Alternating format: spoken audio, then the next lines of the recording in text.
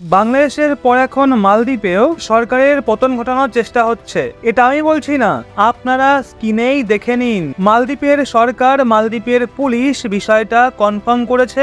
আর এই সময় পুরো মালদ্বীপে ইনভেস্টিগেশন চালানো হচ্ছে এই বিষয়টা নিয়ে।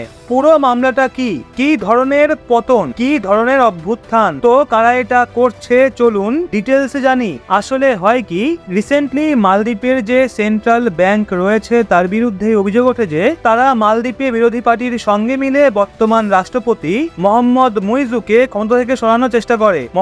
মুইজুকে ক্ষমতা থেকে সরানোর চেষ্টা করে। আর মালদ্বীপে প্রায় বর্তমান সরকারের পতন ঘটিয়েই ফেলেছিল তারা। ওখানকার সরকার এবং পুলিশ এই সময়ে পুরো বিষয়টা নিয়ে ইনভেস্টিগেশন করছে। এটুকুই নয়, মালদ্বীপের ক্ষমতাধারী পার্টি এটাও বলছে যে কিভাবে আমাদের সরকারকে ফেলা হচ্ছে। আসলে ইনি বলেন, মালদ্বীপের যে সেন্ট্রাল ব্যাংক রয়েছে, যেমন ভারতের রয়েছে রিজার্ভ ব্যাংক অফ ইন্ডিয়া, ঠিক তেমনই মালদ্বীপেরও সেন্ট্রাল ব্যাংক রয়েছে। তারা হঠাৎ করে এটা ঘোষণা করে দেয় যে মালদ্বীপের কোনো ব্যক্তি এখন ডলারে লেনদেন করতে পারবে না। আগে হ্যাঁ, আর এই ডলার ব্যান পুরো মালদ্বীপের ওপর মারাত্মক ভারী পড়তে চলেছে। কেননা মালদ্বীপের পুরো অর্থব্যবস্থা ট্যুরিজমের ওপর টিকে আছে। মালদ্বীপের প্রতিটা ব্যক্তিকে আপনি কোনো না কোনো ভাবে ট্যুরিজমের সঙ্গে যুক্ত থাকতে দেখবেন। মানে মালদ্বীপ ট্যুরিস্ট বেসড ইকোনমি। আর যখন পর্যটকরা আসে তখন তাদের ম্যাক্সিমাম জনই আমেরিকান ডলারে পেমেন্ট করে। এখন আপনারা ভাবুন, মালদ্বীপের সেন্ট্রাল ব্যাংক এটা ঘোষণা করে দেয় যে কেউ ডলার ব্যবহার করতে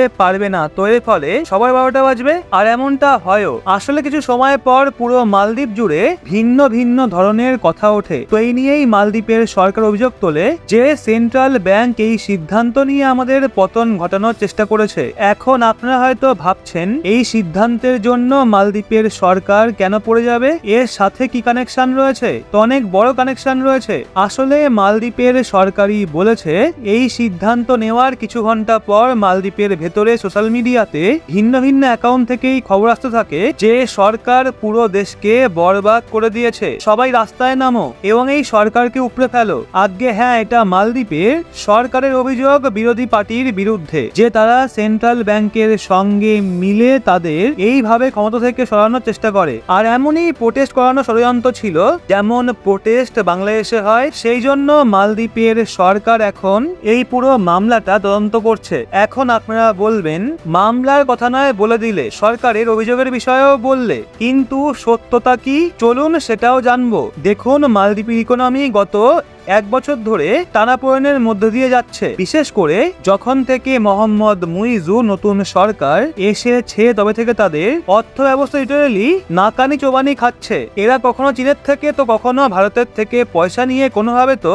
নিজেদের বাজেট বানায়। কিন্তু বিগত 2 মাসে সিচুয়েশন এতটাই খারাপ হয়ে গেছে যে রিপোর্ট বেরিয়ে আসছে মালদ্বীপের বিদেশি মুদ্রা ভান্ডার একেবারে শেষ হয়ে গেছে। কিছুদিন পর তাদের কাছে এই পরিমাণও পয়সা থাকবে না যে এরা পেট্রোল, ডিজেল এবং অন্যান্য খাদ্যদ্রব্য বিভিন্ন দেশের থেকে ইম্পোর্ট করতে পারে। সেই জন্য মালদ্বীপের সেন্ট্রাল ব্যাংক এটা বলে, কোনো ব্যক্তি যখন মালদ্বীপে আসে তখন আমাদের দেশে থেকে যত ইচ্ছা ডলার খরচ করতে পারে, কিন্তু মালদ্বীপের কোনো ব্যক্তি অন্য দেশে পাঠাতে পারবে না। এর ফলে হবে কি, মালদ্বীপে ডলার তো আসবে কিন্তু ডলার যাবে না, যার জন্য তাদের বিদেশি মুদ্রা ভান্ডার আবার ভরা শুরু হবে। সেই উদ্দেশ্য নিয়ে এই সিদ্ধান্ত নেওয়া হয়েছিল যে ডলার রয়েছে তার লেনদেনে রেস্ট্রিকশন আনা হোক। মানে মালদ্বীপের ইকোনমির জন্য সিদ্ধান্ত নেওয়া হয়েছিল। কিন্তু মালদ্বীপের সরকার জানে এই সিদ্ধান্তের জন্য সাধারণ জনগণের প্রতিক্রিয়া আসবে। এছাড়া তাদের ইকোনমি যেটা খুবই খারাপ সিচুয়েশনের মধ্যে দিয়ে যাচ্ছে, সেই নিয়েও সাধারণ মানুষের ক্ষোভ এই সরকারের ওপর ফুটে উঠেছে। সেই জন্য মালদ্বীপের সরকার কোনোভাবে সাধারণ মানুষদের শান্ত করে নিজের পক্ষে আনতে চেয়েছিল। কারণ তারা জানে যদি এমনটাই চলতে থাকে তাহলে কিছুদিনের মধ্যেই যেই হাল শেখ হাসিনার হয়েছিল বাংলাদেশে, সেই একই হালই মালদ্বীপের রাষ্ট্রপতি মোহাম্মদ মুইজুরও হতো। সেই জন্য মোহাম্মদ মুইজু একটা চালচালে আর বলে, সেন্ট্রাল ব্যাংক যেই সিদ্ধান্ত নিয়েছে সেটা আমাদের সরকারের পতন ঘটানোর জন্য নিয়েছে। বিরোধী পার্টির সঙ্গে তারা যুক্ত রয়েছে। এরা সাধারণ জনতাকে উস্কে দিতে চায়।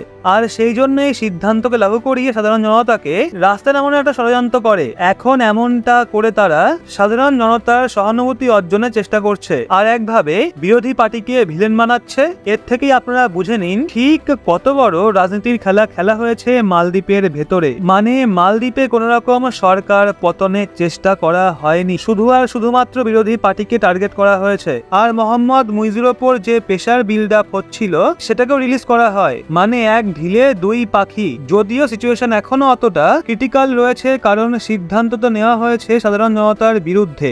সেই জন্য মালদ্বীপে আগামী কিছুদিনের মধ্যেই যে কোনো রকম ঘটনা ঘটতে পারে। নজর রাখবেন আমাদের এই চ্যানেলে, কোনো রকম বড়সড় ঘটনা ঘটলেই আপনাদের জানিয়ে দেবো। এগিয়ে যাই পরবর্তী আপডেটে। ওয়ার্ল্ডের সবচেয়ে বিগেস্ট ডিল, অর্থাৎ বিশ্ব ইতিহাসের সবচেয়ে বড় হাতিয়ারের ডিল, যার ভ্যালু প্রায় $20 বিলিয়ন।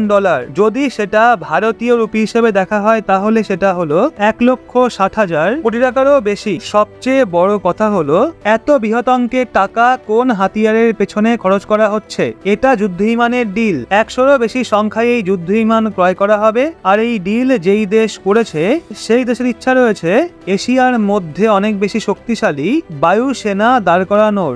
এর সাথেই সেই দেশ আমেরিকাকে দেখাতে চায় যে যুদ্ধ বিমান শুধুমাত্র তোমাদের কাছেই নেই, আমরা অন্য কোথা থেকেও ইম্পোর্ট করতে পারি। হ্যাঁ বন্ধুরা, এই ডিল হয়েছিল আজ থেকে কিছু মাস আগে, কিন্তু আপনি জেনে আশ্চর্য হবেন ইতিহাসের সবচেয়ে বড় এই হাতিয়ার ডিল ক্যান্সেল হতে চলেছে। আসলে এই ডিল হয়েছিল ইউএই এবং ফ্রান্সের মধ্যে, যা অনুযায়ী 80-রও বেশি রাফায়েল যুদ্ধ বিমান ক্রয় করতে চলেছিল ইউএই।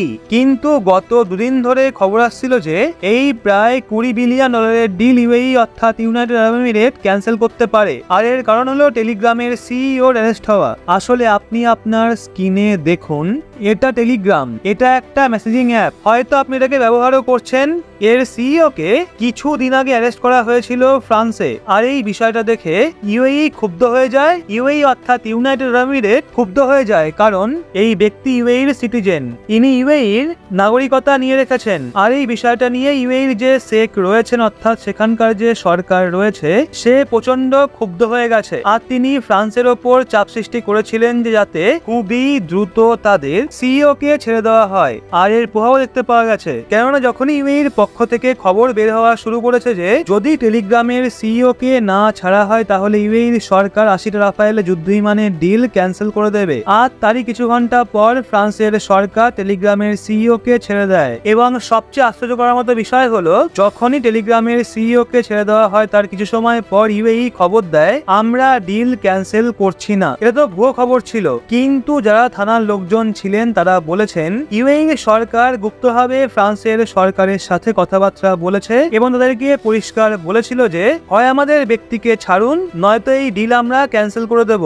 আর ফ্রান্স এই ডিলকে ক্যান্সেল করতে চায় না, কারণ এটা প্রায় $20 বিলিয়ন ডিল, যেটা শুধু ফ্রান্স কেন কেউই হাতছাড়া করতে চাইবে না এই সামান্য একটা বিষয়ের জন্য। এই জন্য ফ্রান্স দ্রুতই ছেড়ে দেয় টেলিগ্রামের সিইও কে। আর দেখে আমেরিকা লিটারেলি জ্বলছে, কারণ এটা আমেরিকার জন্য দ্বিতীয় ঝটকা। আসলে প্রথম ঝটকা হলো এই যে $20 বিলিয়ন যুদ্ধ বিমানের ডিল ছিল সেটা আমেরিকান কোম্পানি পেত, কিন্তু ইসরায়েলের কথায় আমেরিকা ইউএই কে বলেছিল আপনারা আমাদের থেকে F-35 কে বাদ দিয়ে যে কোনো যুদ্ধ বিমান ক্রয় করতে পারেন, আমরা আপনাদের সেটা খুশি খুশি দিয়ে দেব। কিন্তু অন্যদিকে ইউএইও বলেছে যখন ইসরায়েল F-35 পেয়েছে তখন আমরাও F-35 স্টেলথ যুদ্ধ বিমান নেব, কিন্তু ইসরায়েলের চাপের কারণে আমেরিকা রাজি হয়নি। এই জন্য ইউএই আমেরিকাকে শিক্ষা দেওয়ার জন্য এই ডিল ফ্রান্সকে দিয়েছিল যাতে আমেরিকা রেগে যায়। দ্বিতীয় হলো যখন টেলিগ্রামের সিইও কে গ্রেপ্তার করেছিল ফ্রান্স, সেটা তারা করেছিল আমেরিকার কথা অনুযায়ী। এই টেলিগ্রাম আমেরিকার যে এজেন্সি রয়েছে সেটা FBI হোক বা CIA,